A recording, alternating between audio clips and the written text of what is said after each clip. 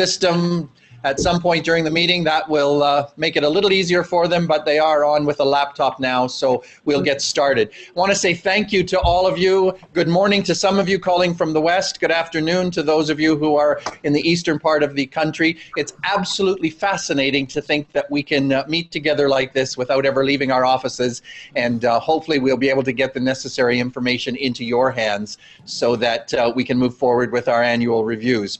We want to, because of the size of our group today, we want to try and save all of the questions to the end of each section or the end of the conference, and that will just allow us to move through the material as quickly as possible. Jot your questions down. Hopefully by the time we get to the end of our talking, you will have your question answered, and we won't need to deal with individuals. So we'll get started. We're going to look at 5 different angles of the new annual review document and process. I'm going to talk to you a little bit about the purpose and the background behind the change, and talk to you then about the timing of how we want these completed and when it's necessary. We'll go through the document fairly quickly and look at what we expect or what we hope under each section of the document. And then Darlene's going to talk a little bit about the process, some of the downloads that are available, and how to work a little bit with the SAMIS details and get them entered into the document. And then we'll just finish up talking a little bit about the follow-up and what we hope that we can accomplish at the end of this process. We'll just remind you again, if you don't mind, making sure that your laptop or that your conference call is muted until you need to ask a question, and that'll cut down on all the muffled and background noise that might make it difficult for some of you to hear. So let's get into the purpose of the document. You'll understand that we've made a change, and the big change is that now this is an annual document that we want every corps to complete every year. There is no more triennial review. All corps are going to be doing this new annual document. And I think the big thing that we want to try and emphasize and that we would ask you to promote as you move out onto the field is the idea that this is not about something else that THQ is asking us to complete. We want you to help the Corps recognize that this is now a valuable document that they can use for strategic planning and for thinking forward with the goals and progress of your Corps. So we really want you to be emphasizing that, really downplaying this idea that THQ has asked us to complete one more form, and really building up the idea that this has value for the officers and the local leaders on the front lines. That's really the key. It's become a strategic thinking tool, and that's the idea that we had in mind as we were creating it, and it's become something that we believe can be very, very beneficial for Corps officers and leadership teams on the front lines. I also think that the way the document has been created and some of the questions that we've asked, it becomes a really valuable facilitation tool for you to talk to your corps about revitalization. Some of the questions that you will discover answers to will give an open door for you to talk about revitalization in some of those corps that might be struggling a little bit. So I think there's some value there, and I would encourage you to be watching for those opportunities to do some good coaching and some good leadership around revitalizing some of our corps that are struggling. We've tried very hard to make the questions very clear and to very clearly articulate the expectations that we have under some of the questions. We recognize that some of the questions in last year's document were a bit ambiguous. We got all kinds of answers that didn't really seem to have anything to do with what we thought the question was asking. So we really tried to clarify and make sure that the expectations were clearly understood. I hope that you'll see as well that the new document is based upon the theme of mobilize, which is the territory's rally cry for this year and for, I would expect, a few years to come. And using that upward, outward, onward concept that the territorial commander has introduced across the territory, we just feel that this is a great way for us to initiate some strategic thinking at our core level. You're going to be hearing a lot about mobilize. It's going to come through in a lot of different ways and in a lot of different documents in this coming year. It is, as the commissioner has said, the rally cry for the territory for this coming year. So we're kind of excited about that. I love the concept. I love the way even the logo gives us forward mobility. The Z in mobilize is a 7, which represents the 7 strategic priorities, and the Army Star is what dots the I. So it's a great logo, and it certainly, I think, gives us some impetus to be moving forward. Want to encourage as well, the Maritime Division has got their DYs sitting in on this training, and I commend you guys for that. Want to encourage you when you go out to do your annual, look at, there they are right on the screen. Welcome. Want to encourage you when you go out to do your annual reviews to invite someone else from DHQ to go with you, if at all possible. The territorial commander would particularly like to see DYs attending those core reviews where there is either a strong YP work or a struggling YP work. But not just the DYs. If you're DD at WM or your divisional statistician or someone from public relations or someone from the business department are able to attend with you, I think that's a great way to give a little greater exposure to divisional headquarters about what the core ministry the ministry unit looks like, but it's also a great encouragement for the ministry unit to feel support from divisional headquarters. So you don't have any control, of course, over the timetables and the schedules for the other DHQ staff, but you can certainly extend an invitation, and I want to encourage you to do that if at all possible. Little bit about the timing for the reviews this year. We're not putting a new timeline in place, but I think what we're actually doing is just bringing into focus a timeline that's been there for quite some time. We'd like to get all of these reviews completed before the end of April. I know in previous years we've allowed them to stretch into May and some even into June.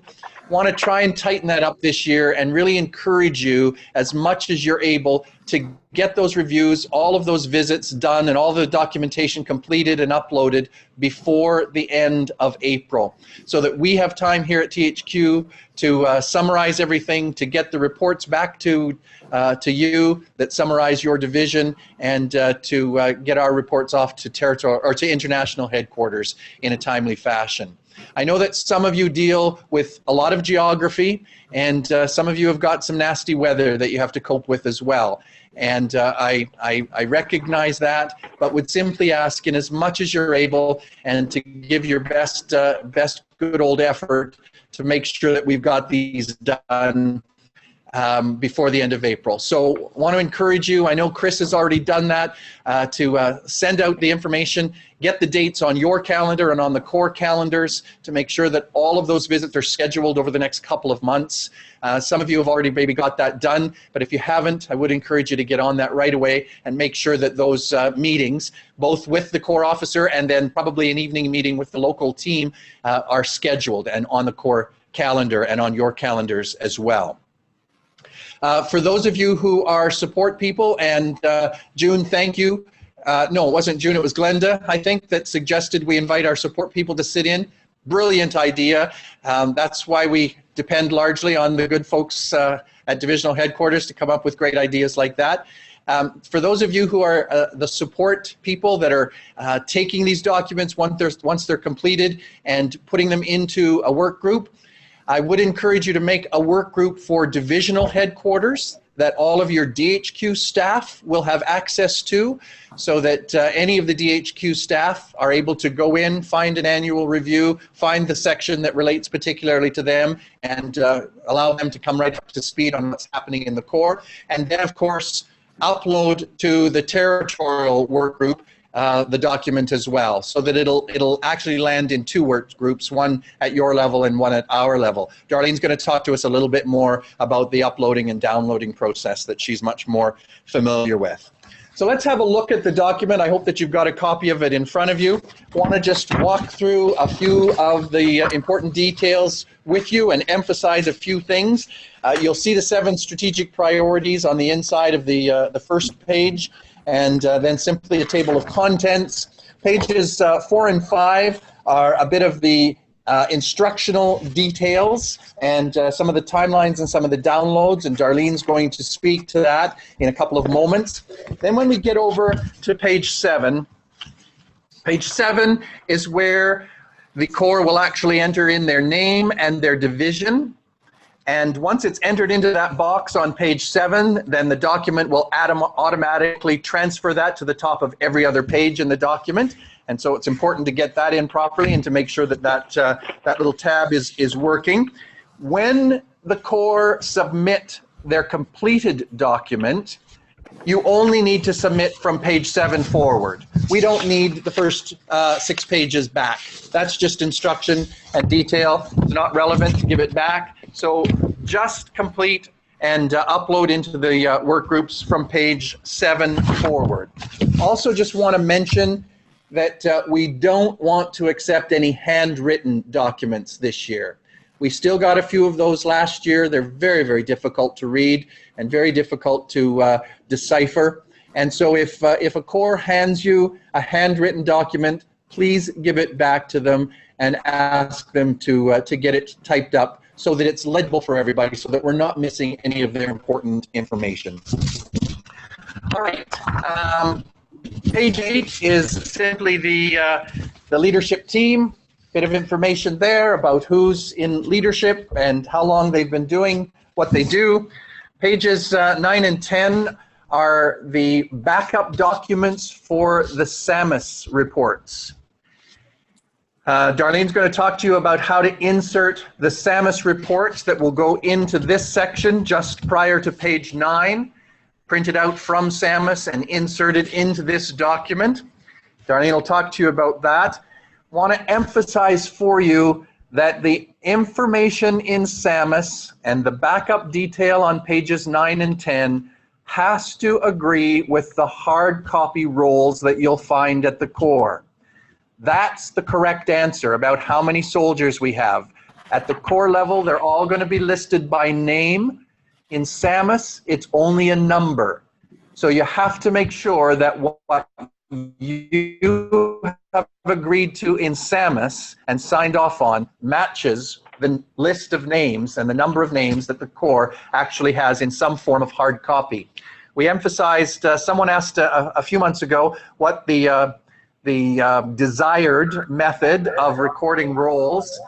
The desired method is to have Shelby printouts that will be kept in a white binder. Hopefully that's what you'll see in the majority of your ministry units. Some might still have an old ledger. Some might have other ways and means, but it's the Shelby rolls management that's printed out in alphabetical order for each of the 5 rolls and is kept in a white binder. Until such times as we introduce the new rolls management system, which I can't tell you how far down the pipe that is, but until such time, that's our preference. On page 11, you'll see the Women's Ministry Integrated Membership Role. The Territorial Commander is putting a great deal of emphasis on this role this year, and she's wanting to make sure that these roles are accurately completed in every Corps and accurately reported in SAMUS. And so this will be your backup. The main thing to remember when you're completing this Women's Ministry Integrated Membership role is that every lady connected to one of our Women's Ministry programs is only listed once. So you might have Julie Brown, and she attends Home League, and she attends the Exercise Club, and the Socks Darning Club, and whatever other group they might have running for women's ministries. And on the roll, you'll have an opportunity to tick off all of the different groups that she takes part in, but her name will only appear once on the roll. Does that make sense? TC's pretty adamant about that, so please help us to make sure that we can satisfy the TC on that one. Okay, over onto page 12. The next few pages are the narrative part of the document, and here's where you're going to have some great opportunity for some good conversation with your core officers and your leadership teams. We're asking for an example of their vision, however it's customized, a vision, purpose, mission statement, whatever they call it or however they describe it at the core, to be placed there at the top. We want to see in the next section the administrative model that the core is using. Last year in our reviews, we discovered that only 29% of the core across the country are using a core council model. 27% of the core across the country are using a mission board model, and the rest were unaccounted for or using some other model of administration that was not described for us. So this year we're trying to get a much clearer picture of what type of administrative model your cores are using. So we're asking for a description there of the model and how it functions and the effects that it might have. The next section's on pastoral care council. You have to understand that a pastoral care council is not optional in any core. It is necessary and essential. And every core, whether you're using a core council model or a mission board model, should have a pastoral care council. And that's the group that manages the roles and does the pastoral work for the congregation in support of the division of the core officer. So again, we want to know that you have it. We want to hear a little bit about how it works. Do you meet monthly? Do you meet yearly? Do all the pastoral care council members take responsibility for visiting some of the folks that have drifted away or folks whose names need to be removed from a role? Give us a bit of a description of how the pastoral care council is working in your core, but it must be working in every core. Leadership development. What are we doing to equip and build into, speak into our leaders? That's a very important part of the future of the Army, and we should be working towards some leadership development, training, and equipping. Also in that section, we're giving you an opportunity to talk again about all of the required screening process documents that I know are a nightmare for some of you. I know how much time Jackie has spent trying to track down those things in the Prairie Division, and others of you, I'm sure, struggle with that as well. Here's another opportunity for you to talk about it, to emphasize it, and to emphasize how absolutely essential it is that we have all of that screening paperwork completed and on file. And you'll have your own processes for filing and recording that bit of information. Next section's on congregational health, and an opportunity for the core to talk about what they have done in health assessment and what they might like to do. So we have a number of consultants and coaches here at THQ that are available to any of you across the country to assist with congregational health assessments, and we're more than happy to do that if you just let us know. Also, church planning opportunities there. If you have an opportunity to talk about church planting, or if there's some potential in an area close to one of the existing core, there's where we can talk a little bit about that. Soldier enrollment. We're getting a little feedback here, Darlene. Maybe we'll just turning our volume down a little bit. I'm hearing some feedback. Somebody's mic is, and I don't know if it's ours or not. Soldier enrollment, we just want to gain how many soldiers did you enroll and what kind of curriculum are you using? We're interested to know. And what sort of curriculum or needs and goals do you have? Goals isn't the right word, but what sort of enrollments might you anticipate in the coming year? We want to let you know as well that there are 3 new soldiership curriculums that are going to be released this year. We're excited about that, and hopefully we had originally hoped to have them released out to the core by June. It probably won't happen until early September now. But Kevin Sluice has recently written a soldiers prep curriculum geared to teens and young adults. It's been test-driven at Mississauga Temple and is now just getting its finishing touches to be released to the whole territory. Brian Sluice wrote a curriculum 10 or 12, maybe 12 years ago now, that never really gained very much traction. And so we're working with Brian now to repackage that excellent curriculum and to remarket it. That's going to be rolled out as well. And then we're going to be borrowing a curriculum from the Australia Southern Territory. And all of these are going to be available online and available to the core in September at the latest. So if anyone's asking, you can let them know that. Other than those 3 new ones, we do have some Salvation Army soldier preparation material available on SA Resources that you can check into. The next section on social media, just a bit of a description about how the cores are using social media and web, both internally and externally. We're interested in that. Description of spiritual health, some information about worship and about growing your disciples, a section on evangelism. This is a high priority item. And all of these sections, all of these questions in this section of the document, every core should be able to have some kind of an answer. They should be able to put down something in every one of these. We're not asking for long discourses, but for a bit of description about what they're doing. And if there's blanks in some of these areas, and particularly an area like evangelism, we're on page 14 now. If the core has left that blank, then that's an opportunity for you to have some discussion. We need to know what our cores are doing and what kind of a priority they're placing on evangelism, equipping their people to share the message of Christ and to talk to their neighbors about a personal relationship. So there was just a whole bunch of feedback on my end. I don't know what you guys are hearing. Integrated mission and social justice. This is one of those areas where we've really tried to clarify the questions and get some more concrete answers.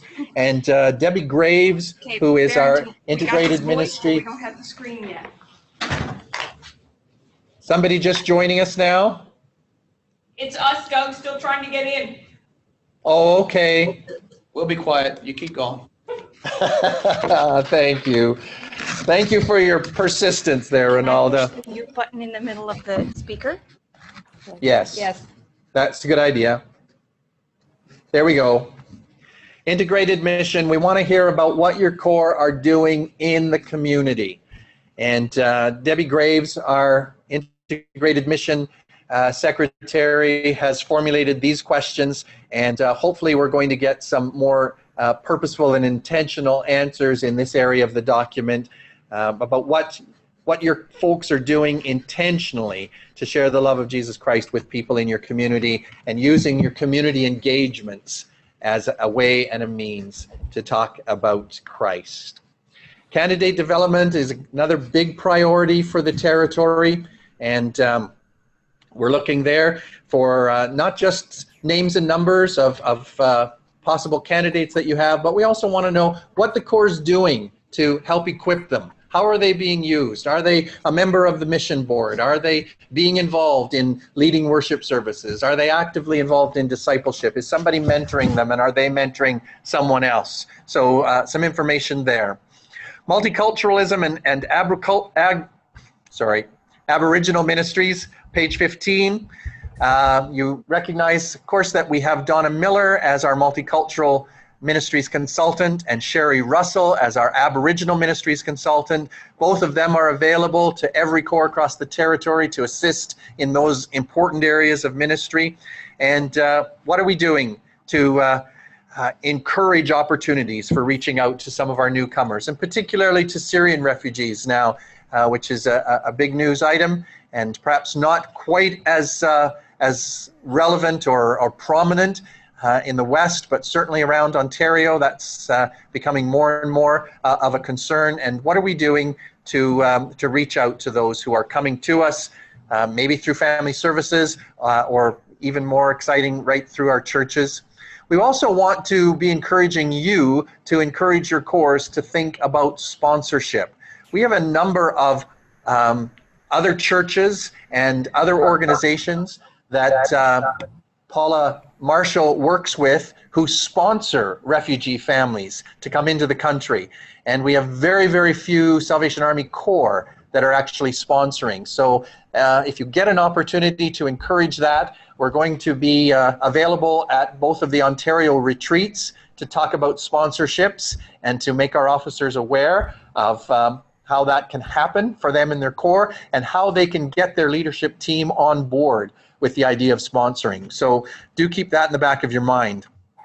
The next couple of sections are on stewardship, stewardship of finances and stewardship of people. We're interested to know what you're doing to engage people in financial generosity. We were just at Scarborough Corps this past weekend with Howard Bridger, our finance consultant, and he did a brilliant job with Scarborough in doing an assessment for them and a report, and he's available again across the country for any Corps that's interested in working towards better stewardship. We also are interested in stewardship of people and interested to know what percentage of the Corps is engaged in discipleship, what percentage of the Corps is engaged in leadership, and the question in the middle, what percentage of the congregation are engaged in community ministries outside of Corps activities? So if you've got somebody from the Corps who's leading a Bible study at the shelter, or if you've got somebody who's part of some kind of a social action group in your community, or somebody who's coaching sports teams with the intentional purpose of building relationships and looking for opportunities to share the gospel. That's the kind of thing that we want to hear about there. What are your people engaged in outside of the midweek Bible study and the home league and the band? We'd be interested to hear how Corps are facilitating that kind of ministry. So that's an important section. Over to the last page of this section, page 16, women's ministries. Again, as I said, a high priority for the TC. So we do want to see some information there on the 4 pillars of what used to be known as Home League, and a little bit of information from your Corps on what they're doing there. Community and family services and thrift stores. This is for those Corps where that's applicable. Not every Corps has a thrift store. Not every Corps runs a family services. But if they are, we want to hear about the integration. We want to hear about how the Corps membership is supporting that ministry. Are they sorting clothes in the thrift store? Are they greeting family services clients as they come in and wait for their appointments? How is that happening in an integrated way? And then flip side of that, how is the Corps welcoming family services clients or thrift store customers into the life of the Corps and some of the ministries that might be available to them? So that's about the integration of our ministries and working collaboratively together. The last section is music and gospel arts, and just want to hear about some of the challenges and some of the ways that music is being used to support the mission of the Corps and the strategic priorities of the territory. So that's all the narrative piece, and we would hope that every Corps would be able to fill in a little bit of information for all of those questions. And that all of those questions, or a few of those questions at least, would be great talking points for you as you sit down with your Corps officers and then with your leadership teams in the evening to talk about what they're doing and how they might be able to take a step forward.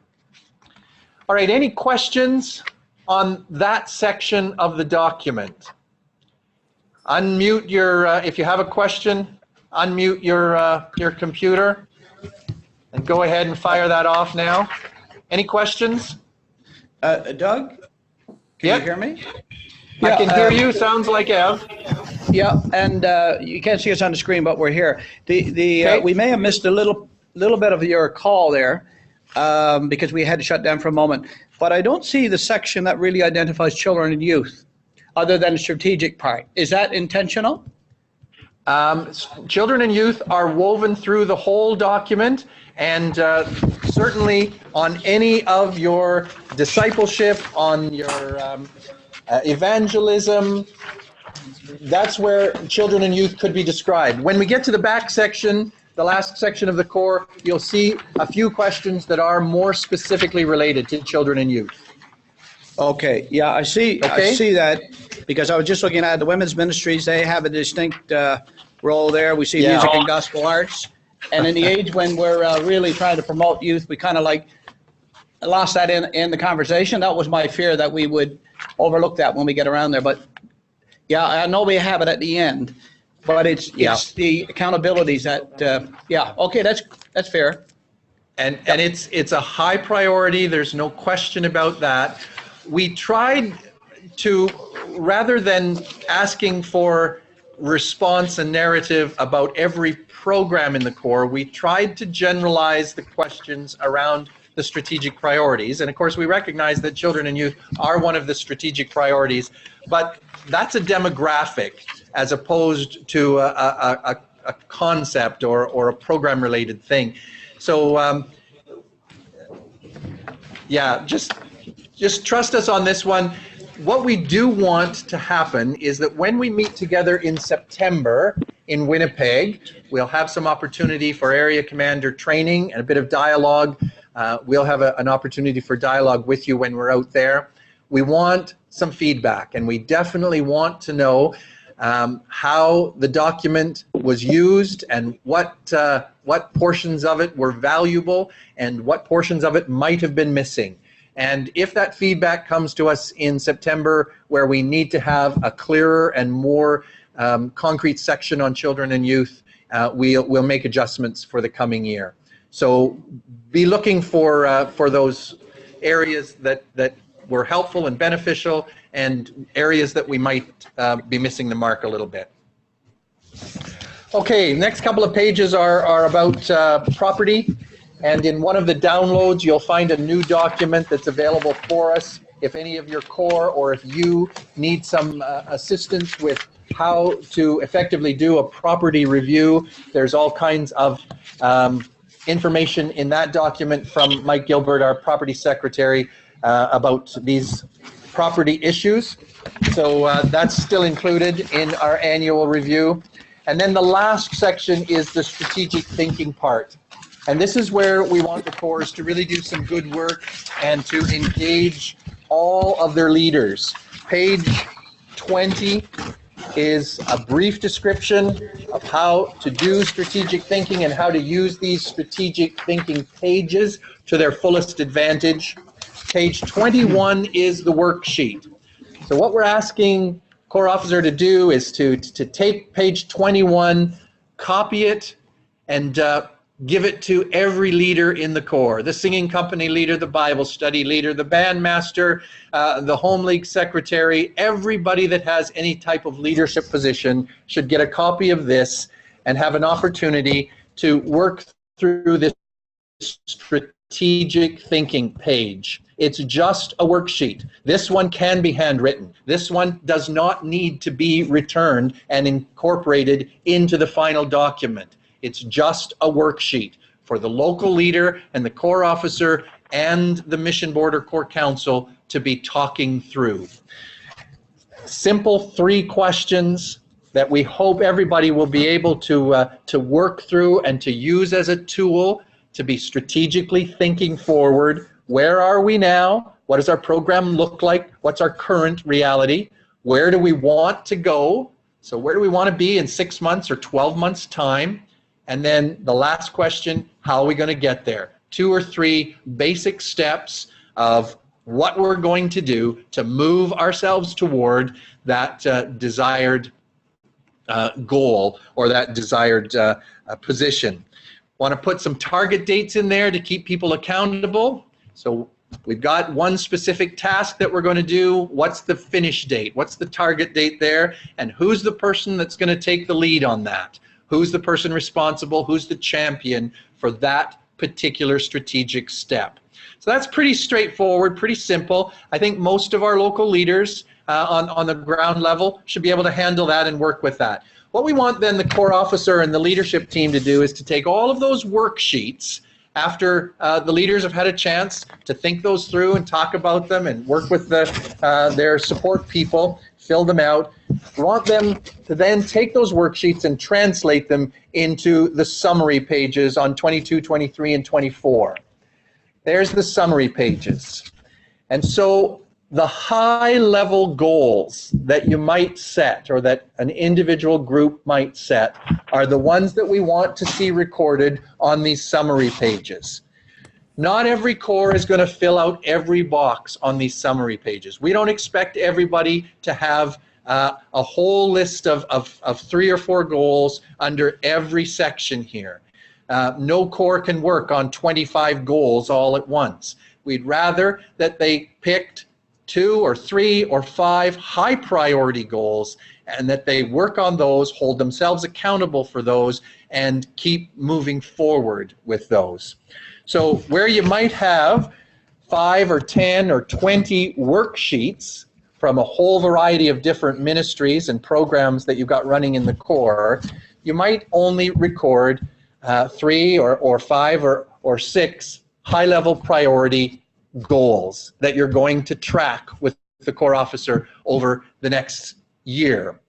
So if the singing company, for instance, puts down on their worksheet that we're going to learn 3 new happy songs about Jesus this year, God bless them for that, and we want to give them every measure of support that we can, but that's not a goal that we might want to track on the summary page.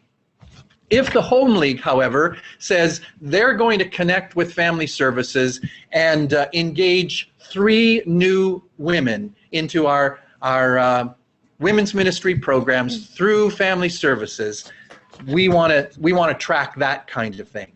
If your YPSM says we're going to follow up on all the kids who went to camp, and our goal is to engage 5 new families from camping ministries into our Sunday school this year, that's the kind of thing that we want to track on the summary page. So some of those higher level goals that will be having a big impact on the core and a big reason to celebrate at the end of the year when we've reached them. So not every core is going to fill out every box on that page, but it does give opportunity under worship, under discipleship, under evangelism, to talk about what the priority goals are, to talk about the specific steps that we're going to take to reach them, the time frames, and who's responsible. And that's the kind of thing that I want to see included in the annual review when it's sent back to you and sent back to us. And it's the kind of thing that I'd like to see the core officer make copies of to keep on the side of his desk all year long, and to be a standing item on the core council or on the mission board agenda every month when they meet. How are we tracking on this evangelism goal? How are we tracking on this leadership development goal? So that it's a standing item on your mission board or core council, and it's the kind of thing that you as an area commander, when you meet with the core officers, when you talk with them on the phone, you can simply ask them, how's it going with your goals around outreach, or your goals around community development or community service. You can keep track of that as well. I want you to be watching for those on the mission board minutes. If some of you receive minutes from the core on their mission board or core council meetings, watch for those on the minutes. Are they tracking the goals that they've set? And it gives you a great opportunity to speak into that.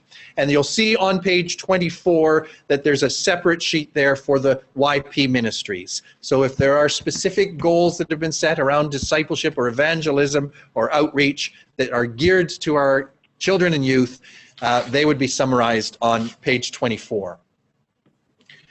The final page, page 25, is a summary of the summary page.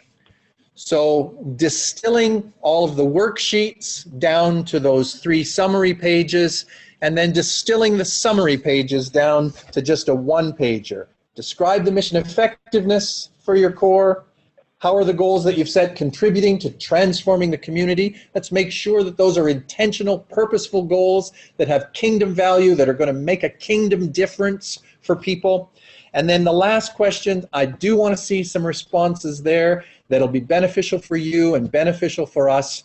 What kind of resources and support can we offer from DHQ and THQ to help you in moving forward in this coming year? We'll take what we see there very, very seriously and do our best to address that, to be able to provide the kind of resources that our Corps officers and those on the front lines are asking for. So I'm eager to see something in that bottom section of the overview page on page 25.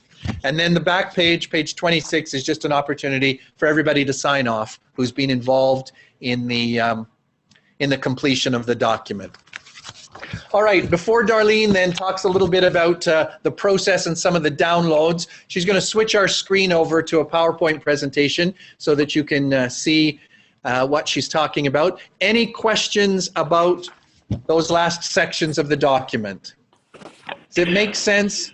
Does it sound workable for you?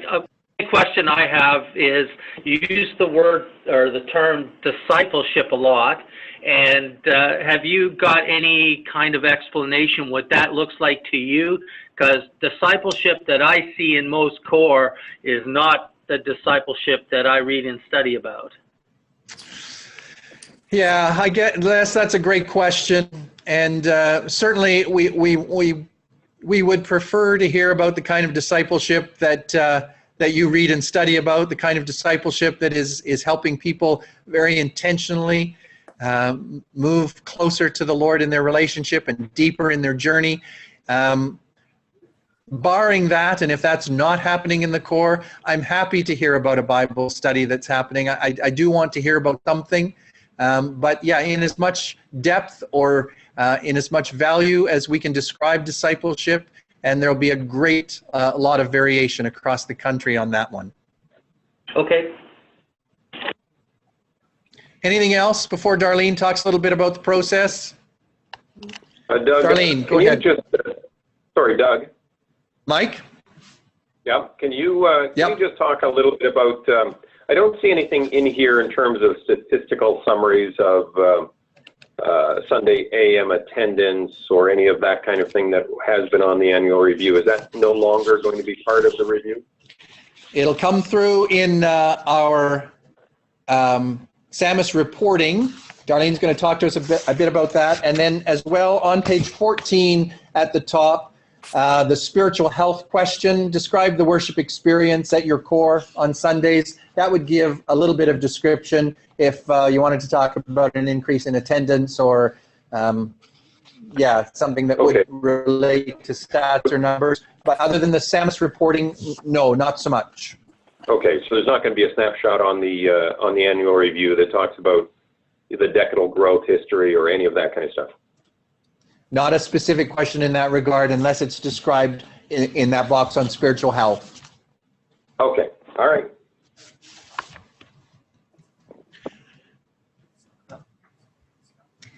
Okay, so just I want to cover 2 or 3 things in regards to the documents and how to access them and the different types of files that we have available this year. But I want to start on, this is found on page 4 in the document, and you'll notice there's quite a shift in this timeline that we provided for Corps to be working on. The whole concept of the strategic thinking, we're hoping, will mean that Corps are engaging in the strategic planning all year long. So technically, we would want them to start setting their goals in March to May of the year before. And then in September, they would be implementing these goals that they've been striving towards. And by the time we get to the review in the new year, it's a matter of giving us the goals that they are currently working on and the progress. So this year, we're kind of jumping into the middle of the process, and there may be a lot of units that already have goals they're working on. That's what we want to know about. It's not like we're asking now for every Corps to have every ministry group engage right now in strategic thinking so that they can put goals on the page. If they haven't got goals, great, and they can do it, that's terrific. But if they have the goals, then we can move forward. Next year will be a different scenario. So you see we moved through the year here in January with the reviews, January, February, and then into the planning process again. Going back now to the files. SAMUS, the page on SAMUS has been updated to reflect the new documents that are available. You'll notice that there's only one annual core membership review and strategic plan document. There is no triennial document. So this is one document that everybody completes every year. So the Word document is there. That's the one we just went through, page by page. The second document is a zip file, and it includes all the supplementary information that used to be in the old annual review and some new things. So here's a list of what's included inside the zip file. You'll see that another copy of the strategic thinking worksheets are there for people to use any time of year. The property inspection report, which is a supplement for the property pages. The new core community and family services template, which you'll be hearing more about in the coming days for core who have community and family services. The new core administration model document, which you will also be hearing a little more about in days to come, but which is a great tool for core to have on hand in order to identify how they run the core administration and which model works best for them and what they need to be doing. The vehicle inspection is only for Ontario residents. And then the strategic thinking manual and question guidelines is a condensed version of all the information pages that used to be in the previous document. This is found on page 5 if you're looking for a list that you can circle, by the way. So it includes things like the checklist for the core to go through to make sure they're ready, the definitions about membership, attendance, seekers, and women's ministries and finance. Note that women's ministries have some new information there regarding the integrated role. The elevator message, which is a useful tool for core to engage in. Instructions for using SAMUS to generate the review. Creating SMART goals, the operating policy, territorial volunteer manual, and then all the questions that used to be part of the triennial review, which are helpful hooks in order for groups to base their thinking on, have been included at the back of that document by group and can be copied and handed out with the strategic thinking worksheets if they need some guidance on discussion. So those are there for officers to access, and it's all inside one zip file, and it's one-click download. This is, just go back here for 1 second. The Generate Reports button at the bottom of this window in SAMUS. In the past, it used to generate 3 reports: the location information, the core membership collection form, and the growth history report. We have asked IT to merge those into one document. So now when core press that button, there's only one report from SAMUS that will be included. But just make sure that they've got all 3 parts in case they have not understood that and they go back to the old way and print them separate or something. But this is the easy button. It does it all, one download, and it will create a PDF. And then we are asking them then to print off their Word document that they've entered all their information on, and either merge the 2 PDFs or make a hard copy and scan it back to themselves so that when it's uploaded to the work group, we have one document that includes the SAMUS reports. The women's ministry integrated role, this has been changed in the system. The statistics entry box now has been appearing actually since last January on the women's ministry members area, asking them for an integrated role number. The integrated role is a list of every woman involved in any ministry, any women's ministry in the core. The idea being that when that role is counted, there's no duplication. A person is on that list once, but they might attend several different things. So the core are supposed to get this number off the women's ministry integrated role and enter it into SAMUS in this box. And when the reports are generated from SAMUS, this has been added to the growth history report. And in the bottom left, women's ministries members, this is a copy of the old one. The new one now shows the women's ministry integrated role as well as some of these other sections. If you have any other questions on the women's ministry role, you can contact myself or anybody in the Women's Ministries department. But the integrated role is available online. If they don't have a copy, they should have a copy on hand, but if they don't, it's there. So the other page that we showed you in the document, I think they were pages 9 through 11. So the Women's Ministries integrated role on page 11 is actually a list for adding and removing names. This is not the integrated role itself, just to make sure there's no confusion with that. Good clarification, thanks. Okay, so the integrated role looks similar, but this isn't it. And I think that covers my information. Any questions for Darlene? See, Darlene, this is Christina Lee. Hello. In BC. Hello. Push the mute. Yeah, I did. Hello. Yes. Hello. Hello. Yeah, we can hear you. Darlene, this is Christina Lee from BC. I just want to know if you have a recording of what you just discussed, because I don't see anything on my monitor. We were not able to. There.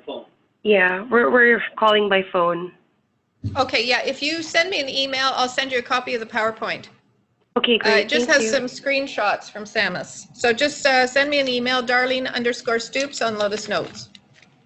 Thank you very much. You're welcome. And we are recording this training session. We will make that available to everyone as well. So if you want anyone else to hear the whole story, we'll make the whole session available, and we'll send that link out as soon as we have it. We tried to record the first one last week and found out that it didn't record at the end of the event, but hopefully we've got it worked out now, and this one has been recorded, so we'll have all the information. So just last word to you to talk a little bit about the follow-up and what we do with these. Hopefully you will be encouraging your core officers to keep this document alive throughout the year, to continue to use it to discuss with leaders and to discuss at leadership team meetings and to track the goals that they're setting. Keep the document alive. We don't want cores to be completed, tuck it away in a file, and not look at it again until they hear from the AC, oh my goodness, he's coming again, she's coming again. We hope that it's going to be a valuable strategic thinking tool. We hope that the cores will be using it in that manner, and we hope that you'll be able to do some follow-up and some accountability on that with your core as well. So as I said, watch for those notes in the core council minutes. Look for opportunities during your visits and your conversations to follow up on some of the goals that have been set. And treat it perhaps a little bit like the action plan after an accreditation, where there will be some specific steps put into place that need to be met over the next period of time and that need to be followed up on. I hope that all of this doesn't sound too overwhelming for you. I know that this is just one of the responsibilities on your task list. I know that this is just a part of the significant job that you do at divisional headquarters. And I won't say it outside of this room, but as far as I'm concerned, the area commanders are the backbone of our Army. They are what hold divisional headquarters together. You guys are the ones that are making it happen there, and we value and appreciate what you do. You're the folks that have the most direct contact with your core and with your core officers, and the greatest opportunity to encourage and support and to coach them into healthy church growth. And hopefully this document will allow you to be able to do that in a little more effective way in this coming year. A couple of other things that we just want to mention, and we will give you one more opportunity for questions at the end.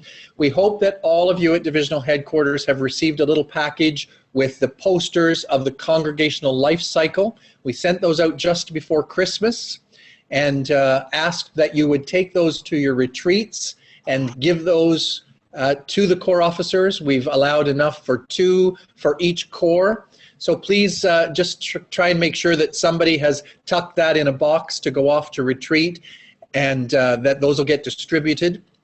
at your annual retreats. And then as well, we've already introduced to you by email, but want to take an opportunity again to introduce Peter Thomas to you, our new Community and Family Services consultant. Peter's going to be working on policy, program, and best practices for our core-based community and family services. So if you have any units or officers or directors of family service units that could use a little bit of coaching, a little bit of wisdom, we want to make Peter available to you. He comes to us with 11 years experience in a family service, 2 different family services units here in Ontario, and is very excited about the opportunity to help develop family services as a significant ministry in a core-based ministry unit. So do avail yourselves to Peter's wisdom and his experience and opportunities for him to come alongside in some of your core. Any other questions before we wrap up and let you guys get back to work?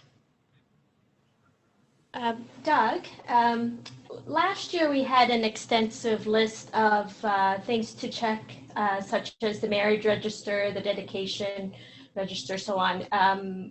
Is that eliminated for this year, or will that be included? Is that enough? That's in one of those zip files, Glenda. So that list is still there. And yeah, we would encourage you to go into that zip file and make sure that you have a copy of that you'll carry with you, and just use that as a little mental tick box list of documents that you will look at. Yes. Please do continue to do that. Okay, thank you. Good point of clarification. Thanks. Bev. Doug, on page 9 and 10, it's the core membership additions and removals. We have some core that use more pages than 2. Is there going to be an attachment provided, or is that something we need to prepare? Those pages will expand. Okay. So you can type as many names into there and create as many additional lines as you need. They will expand. We've included 2, but if you need more, just let it expand, or copy the whole page over and create one more new page. But we've tried to test drive all of these pages, and from what we can see, they're working the way they're supposed to. So if they have more than 1 or 2 full pages, simply add another line to the bottom of that text box, and it will simply expand as needed. Okay, great. Thank you. Thank you. Good clarification. That question came up at the last session as well. Anything else, guys? Again, I just want to thank you, those that we can see on the screen, and those of you who are calling in. Thank you for what you're doing. Thank you for facilitating health and growth in our core. Please do call on us if there's any ways that we can support what you're doing or come alongside you in your efforts to try to support the core ministries. We absolutely want to be a part of that, and in there's any ways that we can assist, please let us know. We value you and we appreciate you all. So good luck on these. We'll be looking for your feedback once you've completed all of your reviews. We want to hear what worked well, what didn't, what needs to be changed and altered, and how we can make it even more valuable for next year. Our long-term goal, and I don't know if it'll happen for next year, but we want to get this to the point where it's all going to be done online, and at the end of the document, the core officer will simply push submit, and it will be translated to your level and to our level, and we'll be able to eliminate the paper completely, but we're not there with IT yet. And we're not 100% sure how far down the queue we are on that request to IT, but we're working on that as well. All right, God bless you all. Have a wonderful day and a wonderful week ahead. Take care of yourselves. Send us any questions. And send us any questions, absolutely. Send us a note if there's anything we didn't cover, or that anything that you're still struggling with. Darlene is more than happy to find answers for you. Take care. Thank you. Thank you. Thank you. Bye. Bye. Bye. Bye.